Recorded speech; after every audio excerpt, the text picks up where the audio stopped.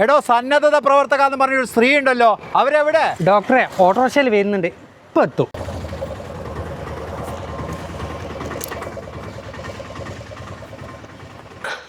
ഡോക്ടറെ സോറി ഡോക്ടറെ, വീട്ടിൽ 2 പശു ഉണ്ടായിരുന്നു, അതിന്റെ ചാണകം വാരി നേരം പോയതാ. ഈ രോഗികളോട് എങ്ങനെയാ പെരുമാറുന്നുള്ള ട്രെയിനിങ് ഒക്കെ കിട്ടി? പിന്നെന്താ, കിടപ്പിലായ രോഗികളെ എങ്ങനെ ശുശ്രൂഷിക്കാമെന്ന് എനിക്കറിയാം. അതിനുള്ള 3 ദിവസത്തെ ട്രെയിനിങ് എനിക്ക് കിട്ടിയിട്ടുണ്ട്. അതിനുള്ള സർട്ടിഫിക്കറ്റ് കാണണോ? വേണ്ട, സർട്ടിഫിക്കറ്റ് ഒന്നും കാണാം. ഇപ്പം ഓരോ സർട്ടിഫിക്കറ്റ് കണ്ടിട്ട് മനുഷ്യന്മാരെ കണ്ണ് തള്ളിപ്പോവാ. നിങ്ങൾ ആ ബോക്സ് എടുത്തോ. ഈ ബോക്സിൽ എന്താ? അമ്മക്ക് ഫോമും കഴിക്കാനുള്ള ഫ്രൂട്ട്സാ കേർന്ന് കിട്ടിയടോ ഇതിന. ഇത് നമ്മളെ മെഡിക്കൽ എക്യുപ്മെന്റ് ആണ്. മെഡിക്കൽ എക്യുപ്മെന്റോ?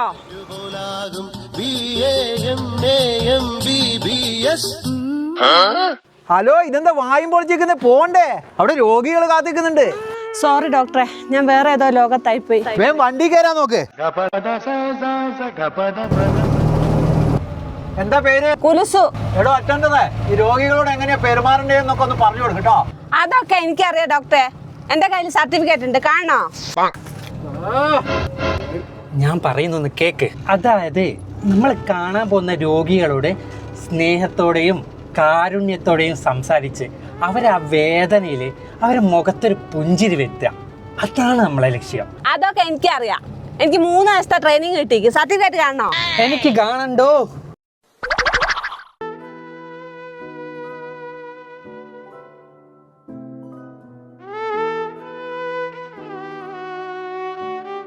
ആ വീരാൻക, സുഖല്ലേ? ഡോക്ടർ, എൻ്റെ കാലൊക്കെ ശരിയാവും കേട്ടോ, ഒന്നോടെ വിഷമിക്കണ്ട. അല്ല, ഇതെന്താ പറ്റിയത്? കാലിന് പൈപ്പ് എറിയതാ, എണീച്ചെടുക്കാനൊന്നും പറ്റൂല. ആണോ? ഇതുപോലെ തന്നെയായിരുന്നു എന്റെ എളാപ്പാന്റെ മോനും. എടാപ്പാന്റെ മോനെ ഇപ്പൊ ശരിയായല്ലോ. ഏടാ ശരിയാകെ, കാല് പഴുത്ത് അവസാനം കാല് മുറിച്ച് മാറ്റിയത്. അല്ല, നിങ്ങളെ എളാപ്പാന്റെ മോന് പിന്നെ വെപ്പ് കാലൊക്കെ വെച്ചിട്ട് കാല് റെഡിയായിട്ട് ഇപ്പൊ സന്തോഷത്തോടെ ജീവിക്കുന്നില്ലേ? ഏടെ ജീവിക്കേ, വെപ്പ് കാലിന് ഓർഡർ കൊടുക്കുമ്പോഴേക്കും മറ്റേ കാലം ചീഞ്ഞ് പഴുത്ത് മുറിച്ച് മാറ്റേണ്ടി വന്ന്. അപ്പി മൂത്രമൊക്കെ കൊണ്ടുണ്ടല്ലോ, കിടന്നവിടൊക്കെ നാറി എന്നിട്ടുണ്ടല്ലോ അവനെ കിടക്കൊക്കെ മൂത്രത്തിൽ മുങ്ങിയിട്ട് ഒരു മനുഷ്യൻ അങ്ങോട്ട് അടുക്കാൻ പറ്റൂല. അതിനും വീരാനിക്ക് എങ്ങനെ പഠിക്കൊന്നും വേണ്ടേ? പിന്നെ എളാപ്പാകാന്ന് സുഖായിക്കല്ലോ. ഏടെ സുഖാകെ, പിറ്റേന്ന് രാവിലെ എളോമ്മ വന്ന് നോക്കുന്നുണ്ടല്ലോ, പൂച്ച ചത്ത് മലന്ന് കിടക്കുന്ന പോലെ ഇങ്ങനെ മലന്ന് കിടക്കുക. ഇപ്പൊ എന്തായി, സമാധാനായില്ലേ? ഞാൻ പറഞ്ഞാലെന്താ തെറ്റി?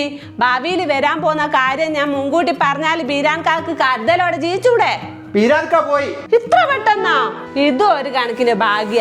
എന്തൊക്കെ അനുഭവിക്കേണ്ട മനുഷ്യനായതിനും ഒന്നും അറിയാണ്ട് അങ്ങ് പോയില്ലേ.